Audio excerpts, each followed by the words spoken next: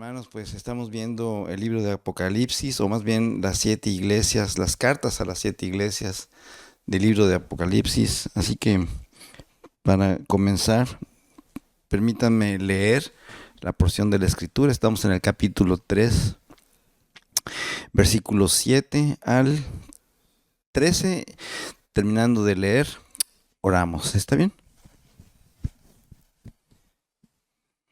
Dice así: escribe al ángel de la iglesia en Filadelfia.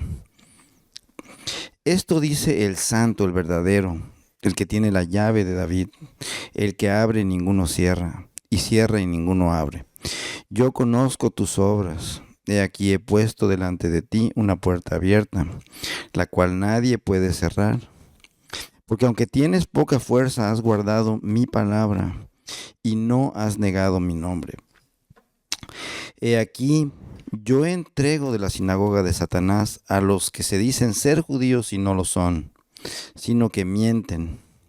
He aquí, yo haré que vengan y se postren a tus pies y reconozcan que yo te he amado, por cuanto has guardado la palabra de mi paciencia.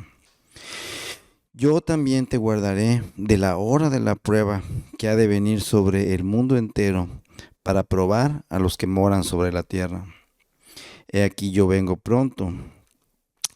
Retén lo que tienes para que ninguno tome tu corona. Al que venciere, yo lo haré columna en el templo de mi Dios y nunca más saldrá de allí. Y escribiré sobre él el nombre de mi Dios y el nombre de la ciudad de mi Dios, la nueva Jerusalén, la cual desciende del cielo de mi Dios, y mi nombre nuevo. El que tiene oído, oiga lo que el Espíritu dice a las iglesias. Vamos a orar, mis hermanos. Amado Señor, te damos gracias por tu palabra.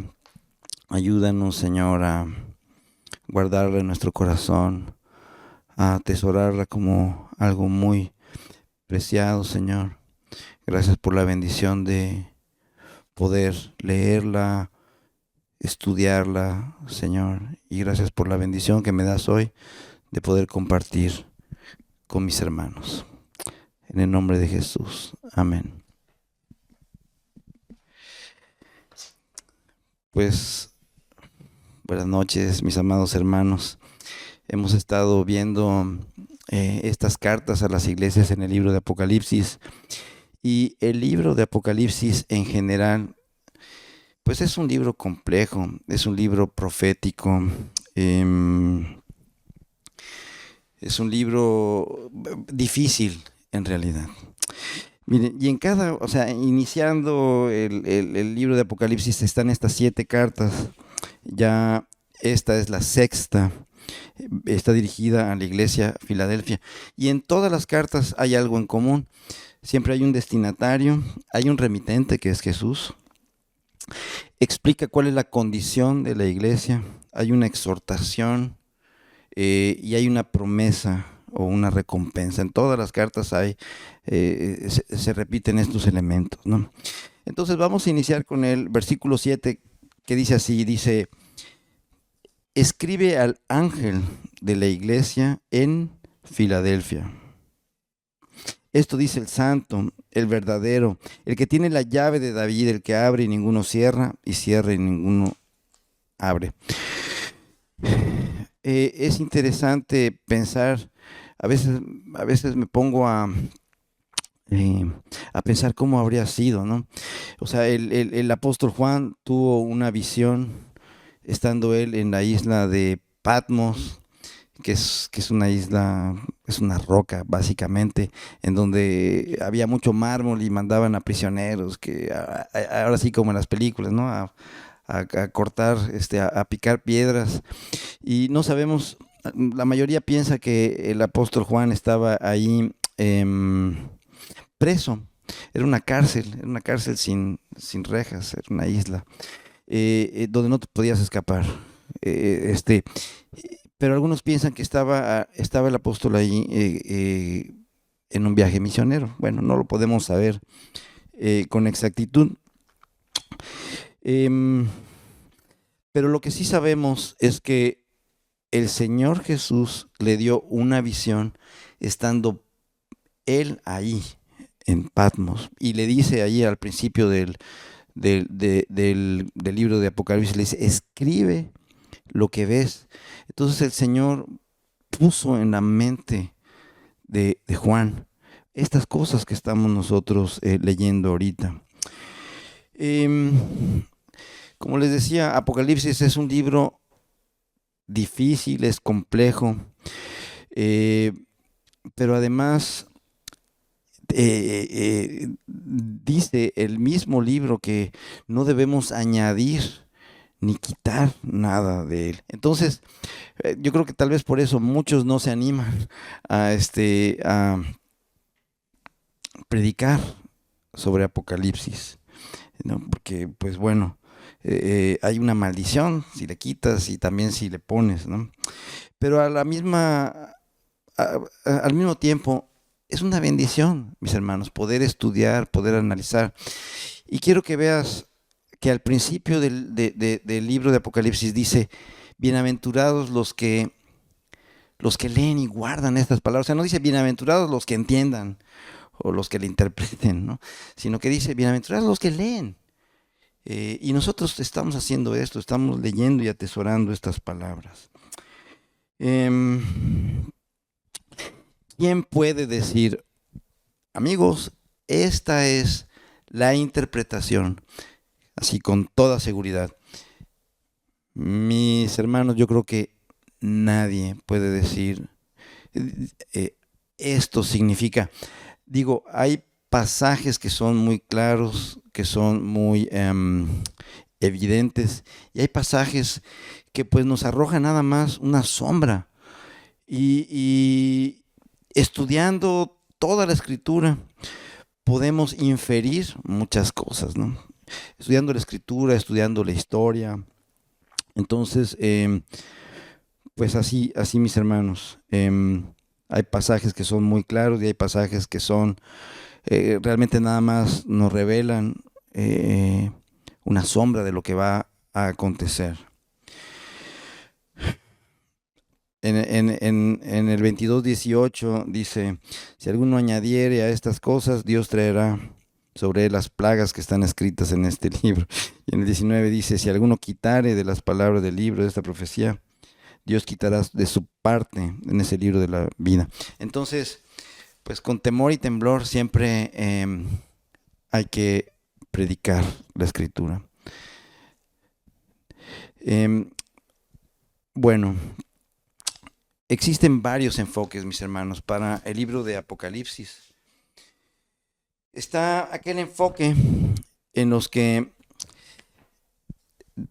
dicen, bueno, estas cosas fueron escritas para el momento histórico, para las personas que vivían en esos lugares, en aquellos momentos, en las condiciones en las que ellos estaban.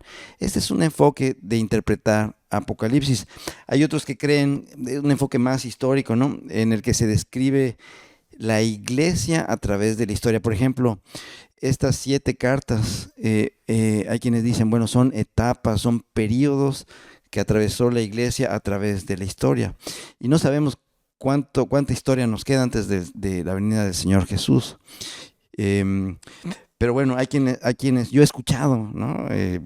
Predicadores diciendo, bueno, la iglesia de Éfeso, de Esmirna, de Sardis, de Filadelfia, son estos periodos y describen allá qué es lo que pasó en ese periodo de la historia. Está también el enfoque poético, mis hermanos, en donde se estima a esta porción de la escritura con un significado más personal. Si tú lees lo que las cartas dicen a las iglesias de allá de Asia, bueno, fueron escritas para las iglesias, pero cuando yo la leo, mis hermanos, estoy seguro que también cuando tú lo lees, lo que está diciendo también tiene que ver conmigo. Es decir, yo me identifico con algunas de las cosas que está diciendo. Por ejemplo, cuando dice has dejado el primer amor. Bueno, oye, eso no solo le pasa a esta iglesia, a mí también me ha pasado. Y como que la escritura me habla, a mí cuando dice no seas tibio, bueno, me da una sacudida y dice, bueno, no debo ser tibio, ¿no? Entonces, ese es otro enfoque en el que se plantea que estas palabras pues están escritas para ti y para mí, para los creyentes. Y obviamente para los hermanos creyentes de aquella época. Ahora también está el enfoque profético futuro, o futurista le dicen los teólogos, ¿no? En los que se nos proporciona, en donde se nos dan detalles de lo que va a pasar. Y todo está como que encriptado, o sea, todo viene como que en símbolos. Entonces, ¿cuál de estos enfoques que les acabo yo de mencionar será el enfoque correcto que nosotros debemos adoptar? La respuesta es, pues todos, mis hermanos, tiene un poco de todo lo que les acabo de decir. Ahora, va escrita la iglesia de Filadelfia.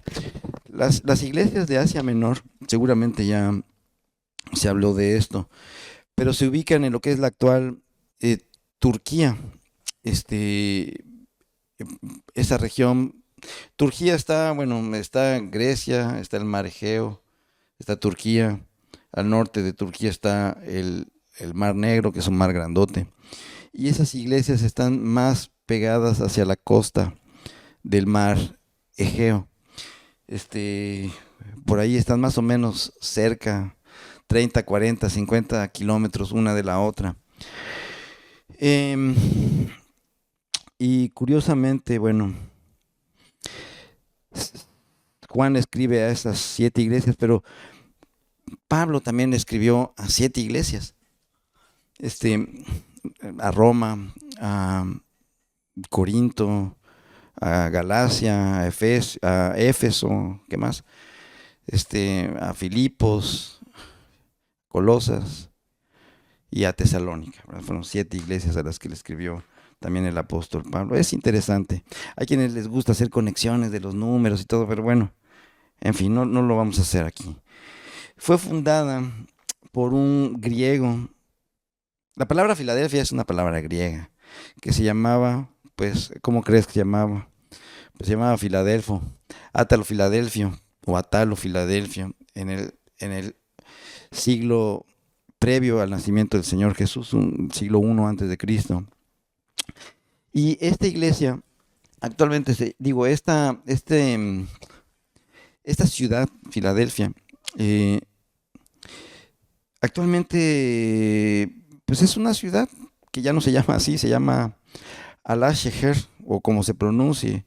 Está en la actual Turquía. Estoy investigando, tiene como 40,000 habitantes. Y es interesante porque está sobre una placa tectónica, o sea, es propensa a sufrir temblores o sismos. Y esto es importante porque, perdón, al rato vamos a ver por qué. Así que dice el 8, el siguiente versículo: yo conozco tus obras. He aquí he puesto delante de ti una puerta abierta, la cual nadie puede cerrar. Porque aunque tienes poca fuerza, has guardado mi palabra y no has negado mi nombre. Esta frase, yo conozco tus obras, aparece en todas las cartas a todas las iglesias. Y es correcto, el Señor conoce todas nuestras obras. Él no le podemos ocultar nada, Él sabe todo lo que hacemos, no le podemos esconder nada. Y cuando dice que he aquí he puesto una puerta abierta, muy probablemente se refiera a esa puerta para predicar el Evangelio.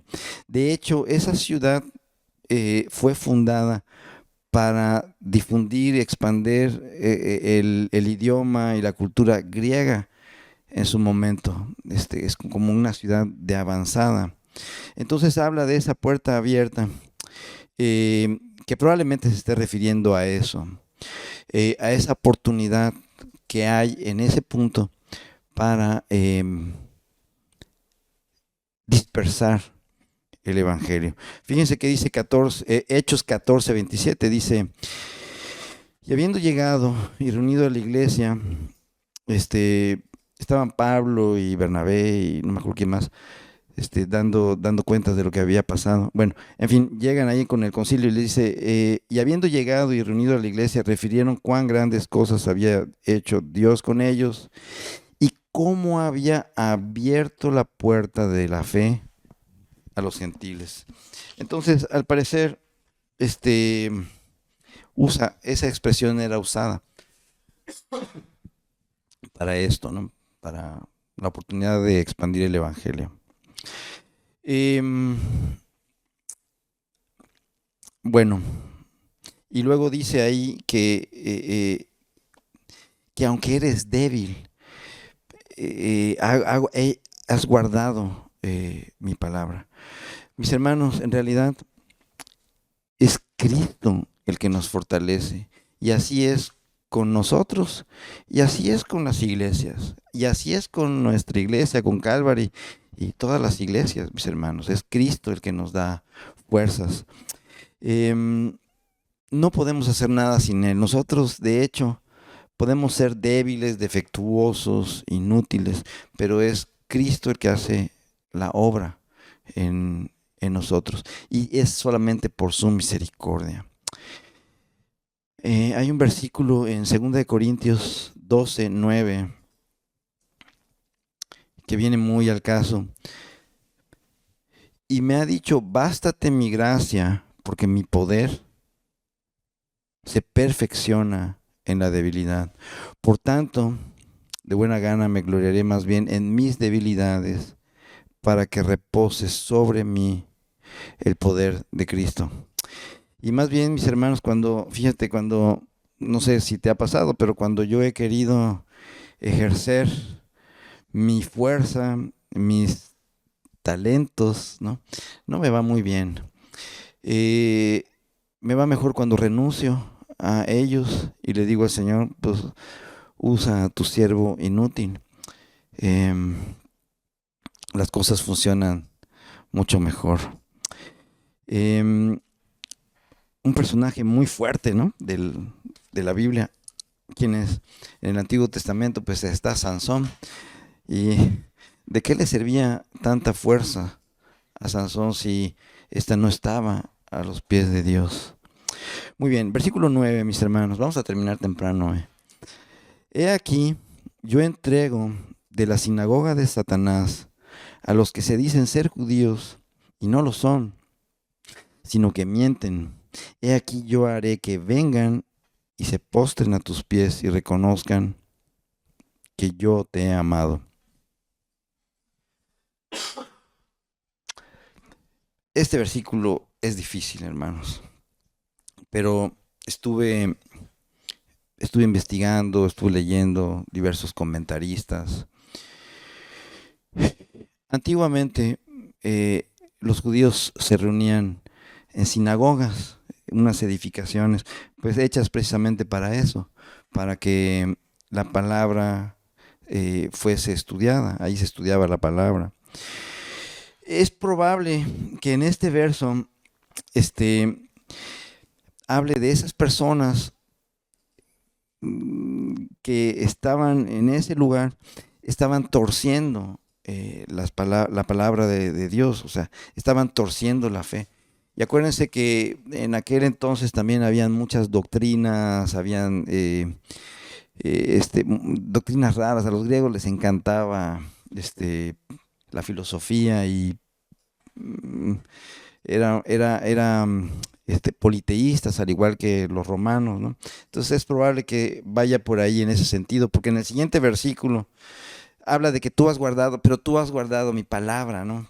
Entonces, habla de que aquí el Señor va a echar a los que dicen ser judíos, pero no lo son, sino que mienten. Otra posible interpretación es que parte de ese pueblo que era judío ejercía persecución sobre los creyentes. Y esto es un patrón que también podemos ver pues en otros lugares. Había persecución de los judíos, llegaba Pablo, predicaba y al poco tiempo discutían y los echaban de la ciudad, los apedraban o los azotaban o los arrestaban. Entonces puede estar hablando de eso, ¿no? Pero ahí les da una promesa, dice, he aquí yo haré que vengan y se postren a tus pies. O sea, hay una vindicación y reconozcan que yo te he amado. Mis hermanos, bueno, la película no termina cuando nosotros morimos. En realidad, eso es nada más parte de lo que va a acontecer. Al final, a los justos les dará su recompensa, y los justos son aquellos que son justificados por el Señor Jesús, y los injustos son aquellos que pues son los malosos, los que no quisieron entregarle su vida al Señor, sino que vivieron para sí mismos. Al final el Señor va a poner a todos en su lugar, o nos va a poner a todos en su lugar.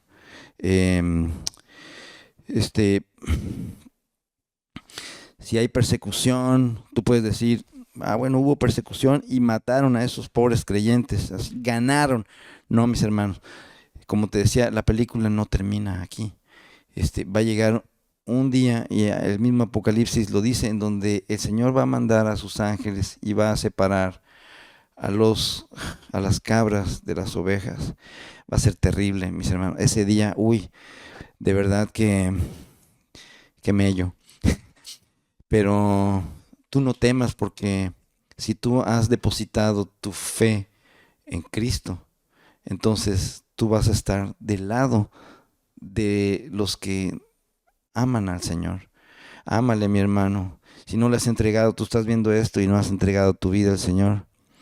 Dice la Escritura que tu salvación no es por obras. Las obras no te pueden salvar. Es más, ni puedes hacer buenas obras. Es Cristo el que produce cosas bonitas y buenas en nosotros, después de haberle entregado nuestro corazón. Así que así va a ser, mis hermanos. Todos van a ver que al final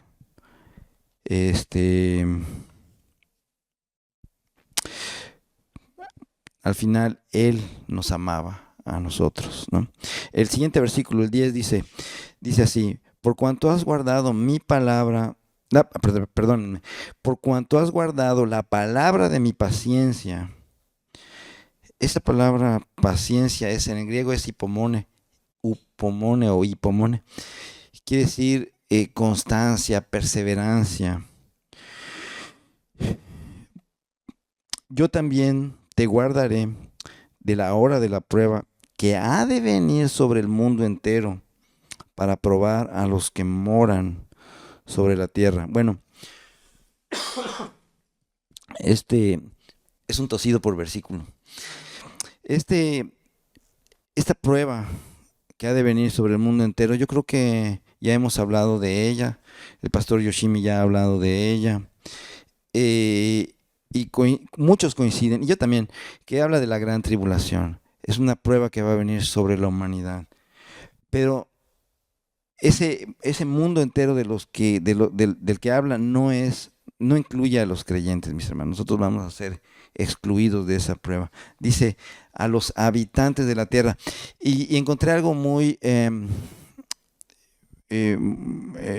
curioso que apoya este versículo. Ahorita te lo leo. Pero mira, te voy a leer este mismo versículo 10 en una versión tipo paráfrasis, que está muy sencillita de entender. Dice así: tú obedeciste mi mandato de resistir pacientemente. ¿Te fijas? Es el hipomón, ese resistir pacientemente. Aquí la transcripción no es literal, pero ese es el significado. Por eso te protegeré del tiempo de sufrimiento que llegará sobre todo el mundo, para poner a prueba a los habitantes de la tierra. O sea, el Señor nos va a guardar de ese tiempo de la prueba. Este verso también habla de perseverancia, mis hermanos. Los que han obedecido al Señor con perseverancia, estos va a guardar el Señor en el tiempo de la prueba. Así que esto que te decía que es interesante en donde, bueno, ¿y por qué no vamos a estar nosotros? Porque, mira, en Apocalipsis 17:8 hace un sinónimo de los habitantes de la tierra con los perdidos. Dice así: la bestia que has visto era y no es, y está para subir del abismo e ir a la perdición. Dice, y los moradores de la tierra, fíjate, aquellos cuyos nombres no están escritos desde la fundación del mundo en el libro de la vida, se asombrarán viendo la bestia que era y no es y será. O sea, es como quien dice, es lo mismo. Son los no creyentes. Pero, bueno, ¿por qué el Señor nos manda a perseverar, mis hermanos? A veces caemos en la cómoda idea, ¿no? Ya recibí al Señor Jesús en una campaña evangelística. Yo llegué y dije, ¿quién quiere recibir al Señor Jesús? Yo. Pero al día siguiente y al año siguiente y toda la vida que siguió a eso, jamás se volvió a acordar del Señor Jesús. Usted y yo sabemos dentro de nuestro corazón que eso no fue una conversión real, genuina, ¿no? A lo mejor sí fue bien intencionada en el momento en que alguien te invitó y no les digo que en esas campañas evangelísticas la gente no reciba realmente a Cristo, pero una conversión genuina viene del corazón, ¿no? O sea, no nada más es unos sonidos que nosotros emitimos con nuestra boca. Señor, sí te recibo como mi Salvador personal y ya.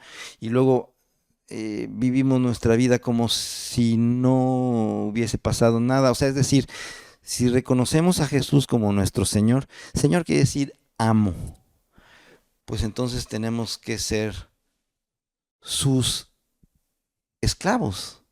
Y a mí me da gusto ser esclavo. Yo quiero que Él sea mi amo, mi Señor,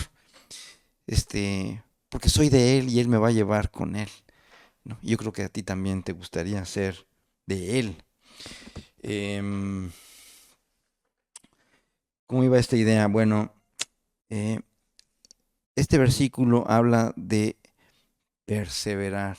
Es decir, si tú recibiste a Jesús de manera genuina, si tú confías en Él para salvación, si tú de verdad entiendes, si usted de verdad entiende que Él puso su vida en una muerte muy cruel por ti, por mí, si eso ya ha sido, si ya ha sido asimilado por nuestra alma, sin duda vamos a prestar atención, mis hermanos, y sobre todo vamos a perseverar. Yo creo, mis hermanos, que la perseverancia es una evidencia de tu salvación. No digo que no hayan caídas, no digo que no hayan tropiezos, no digo que no hayan pruebas, dolores.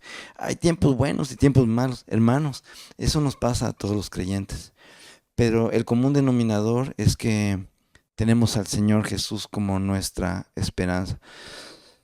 Si me tropiezo, bueno, estás tú, Señor Jesús, perdóname, límpiame, restáurame, ¿no? No de que, esto no es para mí, vámonos. Bueno, ahí no es Jesús, tu Señor, ¿no? Agárrate de Él, aférrate de Él. Esto está un poco fuerte, mis hermanos. Está en 2 de Juan 1:9. Las cartas de Juan son unas cartas muy amorosas, muy bonitas. Hablan de la gracia, hablan de que Dios te perdona cuando fallas. Por cierto, es lo que sigue en la serie de los domingos del estudio. Va a estar muy bueno. Dice, 2 de Juan 1:9, dice, cualquiera que se extravíe y no persevera en la doctrina de Cristo, no tiene a Dios. El que persevera en la doctrina de Cristo, sí tiene al Padre y al Hijo. Entonces es lo que te decía, es como una evidencia el perseverar, de que tú tienes a Dios en tu corazón. El 11 dice así, he aquí yo vengo pronto, retén lo que tienes para que ninguno tome tu corona. Entonces dice, he aquí yo vengo pronto. Mire, aprendí, es lo bueno de enseñar, que uno aprende.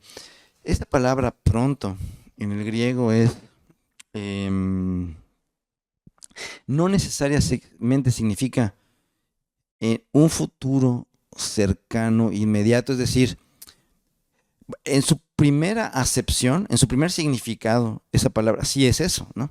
Es vengo pronto, o sea, vengo en inglés soon, o sea, ya merito, ¿no?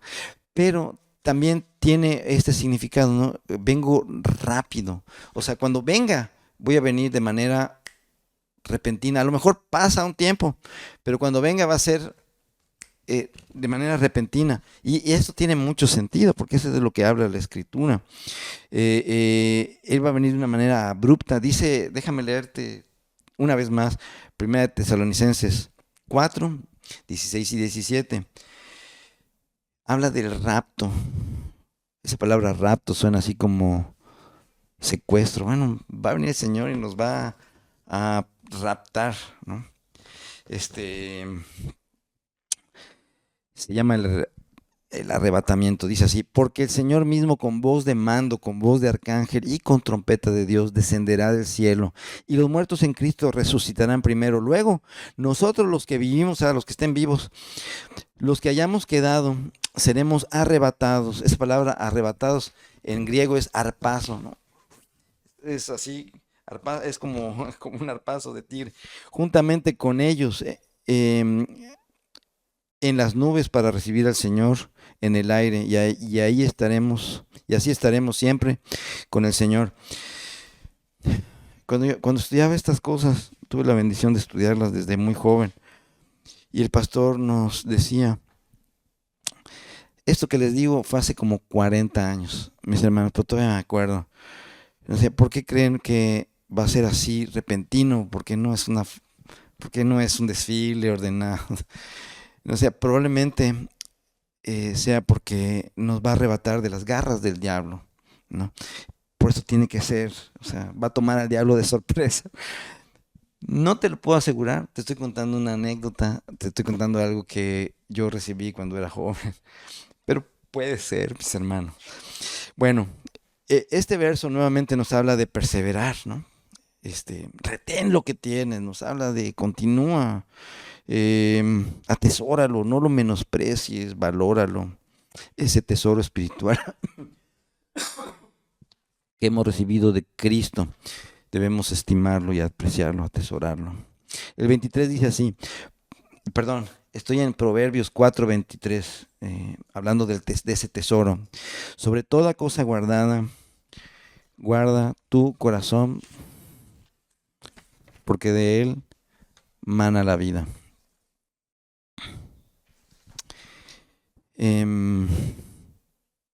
Muy bien, ya vamos a acabar. Estamos en el 12. Al que venciere, yo lo haré columna en el templo de mi Dios, y nunca más saldrá de allí. Y escribiré sobre él el nombre de mi Dios y el nombre de la ciudad de mi Dios, la nueva Jerusalén, la cual desciende del cielo de mi Dios, y mi nombre nuevo. Es decir, por si no lo sabías, mis hermanos, nosotros no somos mexicanos. Nosotros somos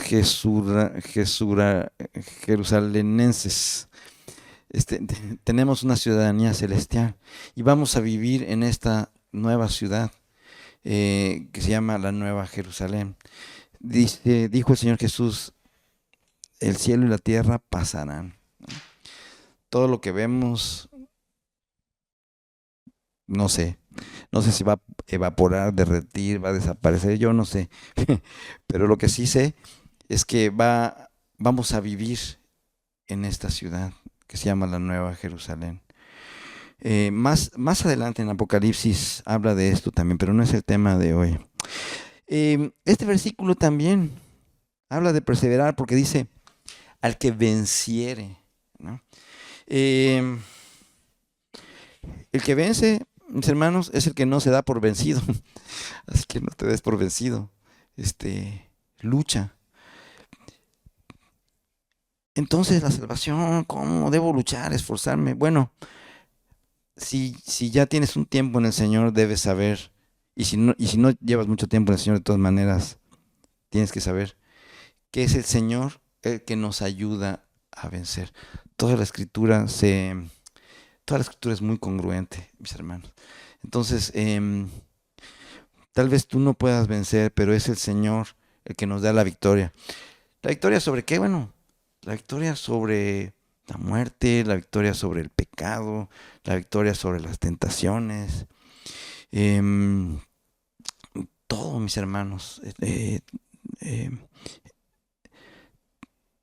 el Señor Jesús es el que nos da la victoria. Así que aferrémonos a Él. Eh, Déjame confiarte que cada vez que yo he querido vencer en esas batallas, en mis fuerzas, resulta que he sido derrotado. Tardé mucho en darme cuenta, ¿no? Y no es que yo me agarro del Señor Jesús y le digo, Señor, ayúdame, ayúdame a vencer este problema, esta tentación, este vicio. Si no es con el Señor, es virtualmente imposible, mis hermanos. Bueno, es mi testimonio. Entonces, a veces pienso que soy muy fuerte, a veces que quiero demostrarle al Señor que sí puedo. Hermanos, tal vez estás tú como yo estuve, pero em, así es como funciona. Tú tienes que permitir que el Señor Jesús gane esas batallas. Tienes que decirle, Señor Jesús, ayúdame, sin ti yo no puedo. Realmente no tengo nada que demostrar. Em, Soy débil, lo admito, Señor. Ríndete. En el momento en que me rindo, el Señor ya, pues, bueno, ya entendiste. Así es como funciona, mis amados hermanos. No te sueltes del Señor. Em, ¿Te acuerdas que te dije que Filadelfia no, o sea, temblaba mucho, sufría de muchos temblores? Está sobre una placa tectónica. ¿Por qué te digo esto? Porque bueno, dice, yo lo haré columna, al que venciere yo lo haré columna del templo. Esto nos da una imagen de que, ¿tú has visto cómo están los vestigios arqueológicos allá en Grecia y por allá? Que lo único que se ve, lo único que ha quedado después de todo ese tiempo, pues son las columnas, ¿no? Cuando temblaba, ellos tenían cuando se destruía la ciudad por los temblores, pues ellos tenían esa imagen. La columna es pues una estructura fuerte. Entonces, em, por eso dice, te haré una columna, es una posición fuerte, es una recompensa para esos creyentes que no desmayan, mis hermanos, que perseveran toda su vida hasta el final. Em, pues muy bien, ya nada más nos queda el 13, que dice, el que tenga oído, oiga lo que el Espíritu dice a las iglesias. En otras palabras, presta atención, ¿no? Si puedes prestar atención, presta atención lo que el Espíritu Santo tiene que decirle a las iglesias. Yo no quiero ser, yo creo que no queremos ser, tomar a la ligera todo esto que el Señor nos dice. El día va a llegar, mis hermanos, cada día que pasa. Hace poquito me enfermé, ¿no? Y pensé en la muerte. Sí, o sea, no quiero hacer de esto trágico, pero pues hermanos, la muerte es algo que va a ocurrirnos. Y te pones a pensar realmente, oye, pues, todas las cosas que tengo, que no son muchas, pero bueno, valen la pena. El esfuerzo que tomamos, el tiempo que dedicamos a atesorar cosas, y te dices, ¿para qué, no? Desnudo salí del vientre de mi madre, desnudo me voy a ir con el Señor. Es decir, no nos vamos a llevar nada. Y cuando llegan momentos así, entras te llega bien esta perspectiva de qué es lo que es realmente importante, lo que vale de verdad la pena. Y lo que vale de verdad la pena es vivir con Jesús, mi hermano, mi hermana, mis hermanos amados. Pues con esto concluimos. Perdón, Charlie, ¿qué hora es? Con esto concluimos la transmisión de hoy. Que el Señor les bendiga. Gracias, Pastor Yoshimi, por invitarme. Gracias, mi querido Charlie. Vamos a orar para concluir. Amado Padre, ayúdanos a guardar, Señor, tu palabra, a no tomar todo esto a la ligera. Se me olvida, Señor, se me olvida. Los afanes de este mundo opacan, oscurecen, ponen un velo sobre nosotros, Señor, de lo que realmente es importante, lo que realmente vale la pena, pero necesitamos prestar atención, Señor. Necesito prestar atención, ver las cosas con tu perspectiva. Padre, bendice a mis hermanos que están en casita. Señor, guarda tu iglesia, Señor, y guíanos, fortalécenos, Padre. Bendito seas, amado Dios, en el nombre de Jesús. Amén.